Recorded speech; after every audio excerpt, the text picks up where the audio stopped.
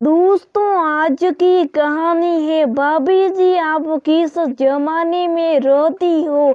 दोस्तों, कहानी शुरू करने से पहले अगर हमारे चैनल को सब्सक्राइब नहीं किया हो तो कर लीजिए ताकि आपके पास पहुंचे और नया वीडियो। शर्म तो जैसी बेस खाई है आजकल की औरतों ने। बताओ, 2 बच्चे हैं, परिवार है, अब शादी की सहनाई बजवाएगी। बताओ देवराज जी की आत्मा को कितना दुख पहुंचेगा। निया ने खाना बनाते हुए अपनी भाभी के आगे अपनी देवरानी के दोबारा शादी के कदम को गलत ठहराते हुए कहा, ठीक है ना निया, आजकल कोई बड़ी बात तो है नहीं, ये सब जो उसे ठीक लगता है वही ठीक है। रागिनी भाभी ने बड़े उदासीन स्वर में डाइनिंग टेबल पर प्लेट लगाते हुए, कमाल है भाभी, आप ऐसा कह रही हो। जब बड़े भैया रागिनी के जेठ ने 2 साल पहले भाभी के स्वर्गवास के बाद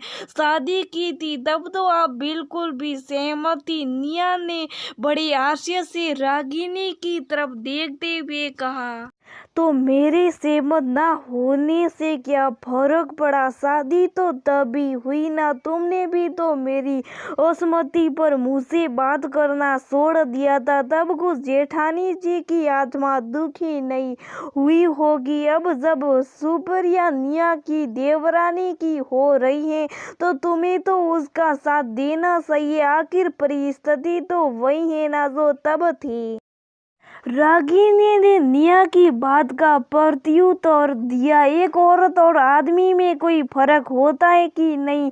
एक औरत तो कोई भी कदम सब सोच कर उठाती है। रीसु 14 साल बीतू, 12 साल क्या सोचेंगी माँ, नया बाप ले आई। मम्मी जी पापा जी क्या स्वीकार कर पाएंगे उस दूसरे आदमी को अपने बेटे की जगह पर। और मुझे तो बताने में भी शर्म आती है किसी को कि वो महारानी देवरानी के जाने के 2 साल बाद ही शादी को तैयार हो गई है। निया ने रिश्तों के बदलते समीकरण का वास्ता देते हुए बोला, मुझे समझ ही नहीं आ रहा कि जब तुम जेठ जी की शादी के लिए इतने मॉडर्न ख्यालों वाली बन गई थी तो अचानक आज ऐसे रूढ़ियावादी कैसे हो गई। वो बात भाई की थी और ये देवरानी की बात। ये बस इसलिए जब से जेठानी जी बीमार हुई तभी से जेठ जी बाहर जागने लगे। ये बात सबको पता थी। मुझे जब उसकी हरकतों पर शक हुआ तो मैंने आप लोगों के सामने बात रखी। तभी आप लोगों ने एक दूसरे के साथ बात मिलाते हुए कहा, अब आदमी की अपनी जरूरतें हैं, घर में बीवी बीमार है, मन तो भटक ही जाता है। तब निया 21 साल और निर्माण 26 साल जेठानी के बच्चे का था। समझदार बच्चे थे, संयुक्त परिवार था और जेठानी जी भी जान गई थी खुद की बीमारी और पराई औरत का दर्द दोनों ही तो सहा ने। अब तब तो किसी को परेशानी नहीं हुई। उनके जातियों ने भी तो 6 महीने में शादी कर ली थी। तब तो ना तो किसी को दिक्कत महसूस हुई ना उनसे कोई सवाल पूछेगा, नहीं रिश्तों के बदलते समीकरण किसी को याद आए वो भी तो अपने बच्चों और परिवार में मन लगा सकते थे। तब तो शर्मा जी उम्र 49 का उदाहरण दिया था आपने मुझे कि इतने बुजुर्ग लोग शादी कर रहे, नाते पोते वाली भाभी आप किस जमाने में रह रही हो। रागिनी की बातों से लग रहा था जैसे वक्त खुद को फिर दोहरा है निया के दोहरे मापदंड के साथ।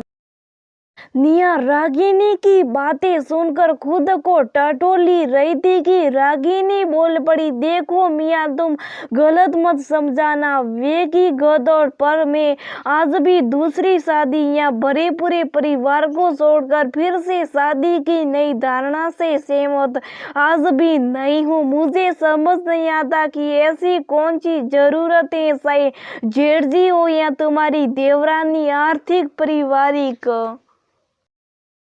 पारिवारिक सहयोग और भावनाओं से हर संदर्भ में सफर ने हमारे अपने बच्चे परिवार में सबके साथ रह रहे हैं। फिर क्या ऐसा जो और सही है। तुम्हें तो पता है कि मेरी माँ मुझे 3 साल की उम्र में छोड़कर चली गई थी, लेकिन मेरे पापा ने दूसरी शादी नहीं की, जबकि परिवार वाले उनके पीछे पड़े थे। आसान था उनके लिए, लेकिन उन्होंने मेरी परवरिश और अपने परिवार में अपने को ऐसा रमा लिया कि उन्हें शायद दूसरी शादी की जरूरत ही महसूस नहीं हुई। लेकिन आजकल बात कुछ और है।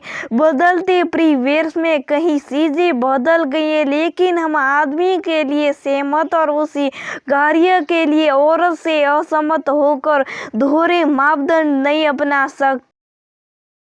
इसलिए मेरे विचार से जिस तरह तुमने उस वक्त जेठजी को पूरा सहयोग दिया, वैसे ही अपनी देवरानी को भी दो। आखिर अगर कोई जरूरत है तो वो दोनों की बराबरी रही होगी। उसमें औरत और आदमी का क्या भेद। निया शब्द वियन होकर एक कसमस के साथ वहां से अपने कमरे की ओर चली गई।